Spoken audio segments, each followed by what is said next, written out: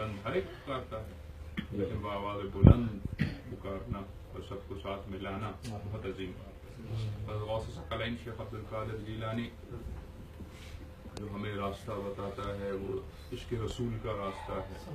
इश्क रसूल अमल के साथ क्यों गौसल आज़म दस्तगीर शेख अब्दुल कादिर जिलानी की पूरी जिंदगी एक जर्रा भी अमल से अलग नहीं रही, चाहे वो नमाज हो चाहे वो कोई भी चीज हो, हर चीज में सिर्फ वो था कि हुजूर नबी करीम सल्लल्लाहु अलैहि वसल्लम की सुन्नत और शरीयत की पाबंदी, जो शरअ मुहम्मदी था वो हजरत गौस पाक ने अपने ऊपर, इसीलिए हजरत गौस पाक को मजहर जमाल मुस्तफ़ाई कहते हैं कि हुजूर नबी पाक सल्लल्लाहु अलैहि वसल्लम के जमाल, खूबसूरती, हुस्न, इबादत, हर चीज का मजहर। तो हजरत गौस आज़म दस्तगीर शेख अब्दुल कादिर जिलानी ने आपको दिखाया कि किस मकाम पे अल्लाह ने उनको पहुंचाया, और वो भी फिर भी सनाखा वो हुजूर नबी पाक सल्लल्लाहु अलैहि वसल्लम के सुन्नत और रास्ते पे ताकत, उनको वो ताकत दी कि मुर्दे को जिंदा करते।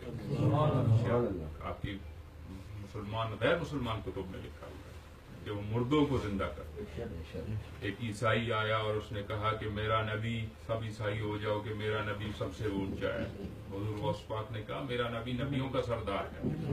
ईसाई ने कहा मेरे नबी ने मुर्दा जिंदा किया है। मोहम्मद रसूलुल्लाह सल्लल्लाहु अलैहि वसल्लम ने कब मुर्दा जिंदा किया? तो गौस पाक ने फरमाया कि मोहम्मद रसूलुल्लाह बहुत बड़ी हस्ती है, मैं उसका उम्मती हूँ, क्या मैं करके दिखाता हूँ। कब्र पे हाथ रखो, किस कब्र में से जिंदा करना है, चाहे नई कब्र में से जिंदा करना है, पुरानी में से करना है, हाथ रखो। तब वो आदमी गया और उसने कब्र पे हाथ रखी और गौस पाक ने फरमाया कुम बिइज़्नी, क्या फरमाया? हजरत ईसा अलैहिस्सलाम फरमाते थे कुम बिइज़्निल्लाह। तो हजरत गौस पाक ने यानी अल्लाह के हुक्म से उठो। गौस पाक ने फरमाया कुम बिइज़्नी,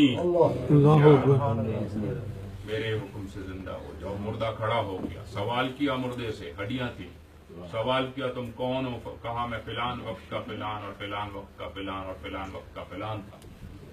बोला लेट जाओ। बोला वो तो मेरा नबी था, मैं तो उसका एक अदना सा उम्मती हूँ। हज़रत गौस पाक ने फरमाया कई मौकों पे बेड़े तराना, जो आपने अभी कहा, बेड़े तराने का क्या मकसद है? वो यही था कि 7 साल पहले डूबा हुआ था, उसको जिंदा किया गौस पाक। देखो मौत और जिंदगी कानून है, बनाया किसका कानून है? अल्लाह का कानून। नहीं समझे? आग में जलने का ताकत किसने दिया? अल्लाह ने दिया। कादिर कौन है? अल्लाह है। इसी तरह से हर चीज का मालिक और खालिक और कादिर अल्लाह है। और जो कादिर जिसको कुदरत दे उसके लिए आग को ठंडा कर देता है, इब्राहिम अलैहिस्सलाम के लिए। कादिर जिसको कुदरत दे वो मछली के पेट में से जिंदा निकल जाता है। कादिर जिसको कुदरत दे मुर्दे को जिंदा कर देता है। तो ईसा अलैहिस्सलाम भी खुदा तो नहीं थे, क्या खुदा के नबी थे? मुर्दों को जिंदा करते थे, पैदाइशी लंगड़ों को, अंधों को सेहतमंद करते थे।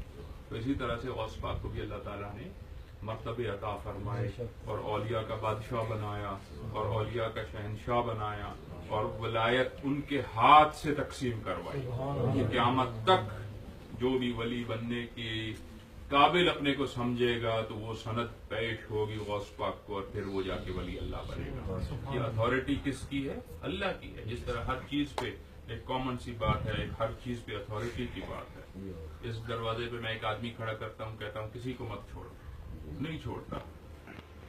मेरी मर्जी, मैं कह दूं फिलान को छोड़ दो, फिलान को छोड़ देगा। तो दरवाजे की कुदरत तो खत्म हो गई। दरवाजे पे खड़े होने वाले आदमी को तो रिलैक्सेशन मिल गई, वो छोड़े। मैं तो एक इंसान हूँ, एक अदना चीज हूँ, वो तो रब है।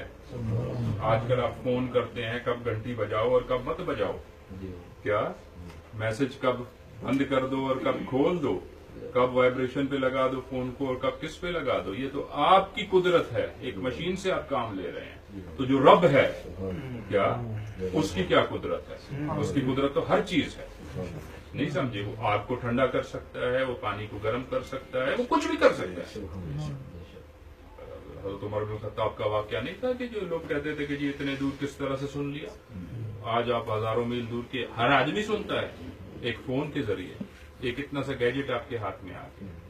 تو اس زمانے میں تو اللہ کی قدرت کو آپ چیلنج کرتے ہو اور پھر انسان کی قدرت سے آپ اس کو پروو کرتے ہو اور کہتے ہو انسان اس طرح کر سکتا ہے اور خالق نہیں کر سکتا. نعوذ باللہ. تو یہ باتیں ہیں. تو جب پکارو شاہ جیلاں کو پکارو